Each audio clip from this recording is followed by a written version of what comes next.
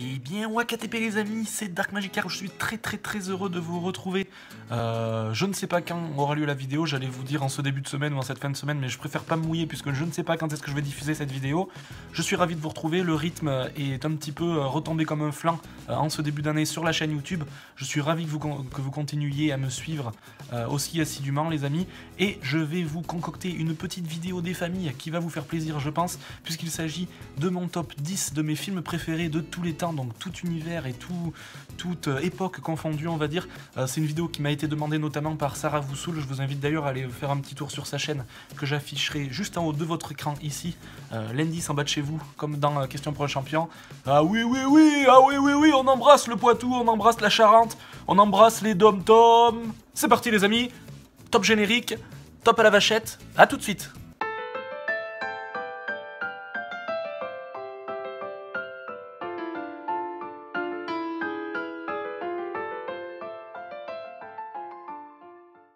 Et on commence bien évidemment, ce n'est pas un top par contre, je tiens à vous le dire tout de suite, ce sont 10 films. Alors déjà j'ai eu beaucoup de mal, ça a été très retors de choisir seulement 10 films.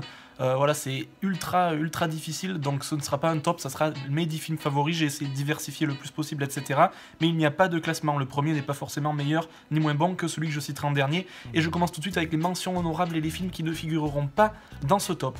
Ne figureront pas dans ce top notamment La Planète des Singes, les origines, par exemple. Je vais passer assez vite, mais bon, ce sont des films qui sont parus vraiment au pied de ce top 10, mais qui ne peuvent pas y figurer malheureusement. Je me suis trituré le cerveau, mais ils n'ont pas pu apparaître. Donc La Planète des Singes, les origines, le film de 2011, la trilogie que j'aime beaucoup, même si j'aime beaucoup aussi l'original.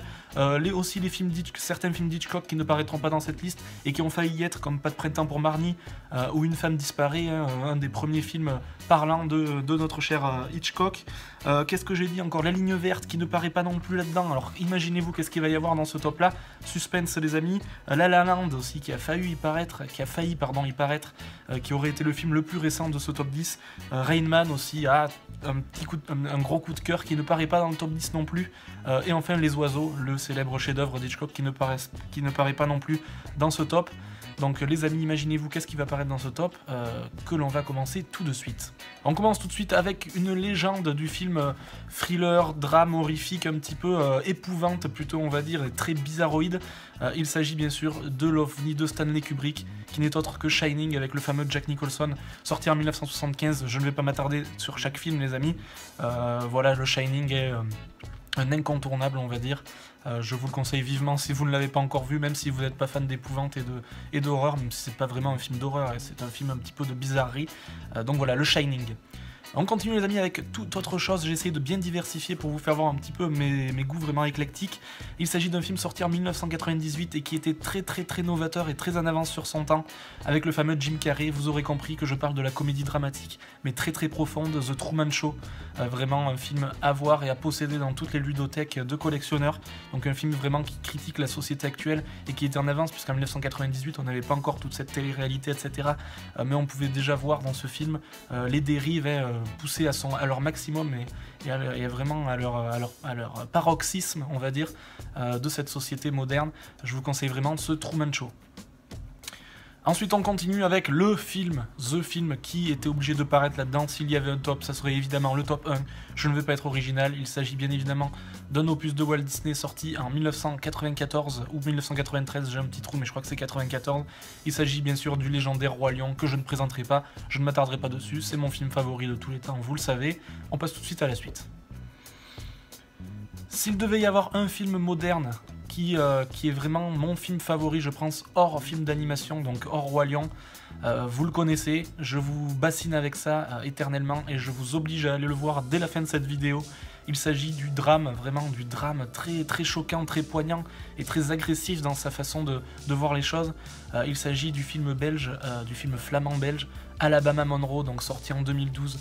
Vraiment, ce film, je vous le conseille directement. Je ne vous dis rien parce que je vais vous spoiler la moindre chose. Voilà, l'ambiance un petit peu, vraiment, comment dire, très réaliste, très dans l'air du temps, avec un petit peu de country, de folk, des tatouages, voilà, du rock'n'roll, une famille vraiment atypique flamande. Enfin, vous verrez, c'est vraiment à couper le souffle. Je vous conseille, s'il y a un film que j'ai à vous conseiller parmi cette liste-là, il s'agit d'Alabama Monroe, les amis. On continue avec encore un petit peu quelques ovnis, là, quelques films un petit peu méconnus. Ça va être deux films là, du même réalisateur que je vais vous citer en même temps pour gagner un petit peu de temps. Il s'agit de deux films vraiment d'épouvante, bizarrerie, encore une fois, encore plus bizarre que Shining. Avec des twist endings, vous savez, on ne sait pas pendant tout le long du film qui est le coupable, et on découvre à la fin avec voilà, des twist endings, même des fois des doubles twists, un retournement encore sur le retournement, du réalisateur argento-italien, Dario Argento justement. Non, je crois d'ailleurs qu'il est juste italien, c'est juste le nom qui m'a induit en erreur. Donc Dario Argento, le réalisateur italien, voilà des films très vintage là, surtout qui a fait son œuvre dans les années 70-80 avec des petits thrillers horrifiques vraiment bizarroïdes, mais qui se tiennent vraiment tous du long. Et les deux films que j'ai choisis de ce réalisateur sont Ténèbres tout d'abord et Les Frissons de l'Angoisse, donc sortis un petit peu à la même époque, qui sont tournés un petit peu de la même façon, mais le synopsis n'est vraiment pas le même. Je vous conseille ces deux films qui sont vraiment des grosses pépites, sauf si vous craignez vraiment l'univers ultra kitsch et ultra vintage, là, le sang rouge fluo, etc. Si vous aimez pas ça, mais bon, une bande son aux petits oignons, vraiment, voilà, vous verrez, c'est juste exceptionnel. Et on continue directement avec un film plutôt basé sur l'histoire, l'émotion, la guerre 39-45, voilà, vous avez sûrement compris que je parlais du film de Roberto Benigni et avec Roberto Benigni, sorti je crois, alors je vais pas vous dire de bêtises, on va dire milieu des années 90 pour... j'ai un petit trou de mémoire là tout de suite, il s'agit de La vie est belle, voilà. Je pense que c'est le film le plus émotif et ce qui vous procurera le plus d'émotions négatives et tristes dans tout ce top que je vous cite là, mais il faut bien diversifier. Non, il y a Alabama Monroe quand même qui passe je pense devant, mais bon, s'il y a deux films tristes à voir et vraiment ultra dramatiques, ça porte vraiment bien son nom, il s'agit d'Alabama Monroe et de ce La vie est belle qui est un chef-d'œuvre et que je pense quasiment tout le monde a vu, mais je vous le conseille encore une fois. Que serait un top 10 sans un film de mon réalisateur favori, Alfred Hitchcock? Et j'ai finalement décidé de rester ultra classique, bien que j'aime bien être un petit peu atypique et ne pas faire comme tout le monde. J'ai décidé de choisir évidemment Psycho, ou Psychose en France bien sûr, sorti en 1960. Je pense que vous connaissez tous ce film, mais il se devait encore une fois d'être dans ce top. Je ne m'étendrai pas dessus, vous le connaissez, et si vous ne le connaissez pas, je vous ordonne bien évidemment de le voir. On va finir avec les deux derniers films, je pense que je vous les ai quasiment tous cités, il m'en manque que deux normalement, voilà, je me suis fait ma petite anti-sèche juste là. Un film encore une fois avec Jack Nicholson, sorti à peu près à la même époque que Shining. Il s'agit de Vol au-dessus d'un nid de coucou, Vol au-dessus d'un nid de coucou. Vous savez que je suis friand de films en hôpital psychiatrique, voilà, avec un milieu un petit peu austère, les patients qui jouent en général à merveille, voilà, et ce Vol au-dessus d'un nid de coucou. Bien que l'éveil aussi soit très bon avec Robin Williams, ce Vol au-dessus d'un nid de coucou, se devait de paraître dans ce top 10. Voilà, il a été longtemps un petit peu à cheval entre le top 10 et les mentions honorables, mais il est finalement paru dans ce top 10 et je pense qu'il les vaut largement. Et on termine bien évidemment avec un de mes trois films préférés, je pense, c'est Alabama Monroe, Le Roi Lion, et celui-ci serait peut-être mon top 3 si je devais vraiment, malgré que ce soit très difficile, si je devais vraiment choisir. Il s'agit d'un film de 1995, voilà, un petit peu dans la lignée de La Ligne Verte, etc. Avec Tim Robbins et Morgan Freeman, vous avez sûrement compris que je parle bien sûr de The Shawshank Redemption, ou plutôt Les Évadés en français. Encore une fois, un grand classique, je ne m'étendrai pas dessus. La vie en prison, Les Évadés, vous avez compris, la vie en prison, l'aspect dramatique, l'aspect... Voilà, et ce film est ultra complet, hein, on passe du rire aux larmes, en passant par l'action, etc. Les Évadés, un grand chef-d'œuvre, je pense un film tout public, et je pense que personne ne peut... C'est ce genre de film où personne ne peut dire je n'ai pas aimé le film ou je l'ai trouvé très moyen. Je pense qu'il s'adresse à tout le monde et que tout le monde sera touché par ce genre de film. Qui vient conclure ce top, les amis? Ah oui, c'est fini les amis, la cagnotte est 2000 €.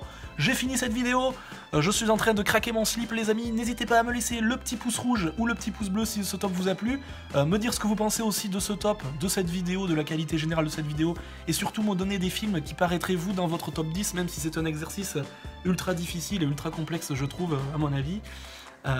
D'ici la prochaine vidéo les amis, portez-vous bien, merci encore pour le soutien, j'espère que cette vidéo vous aura plu, à la prochaine, je ne sais pas quand, je ne sais pas où, et puis salut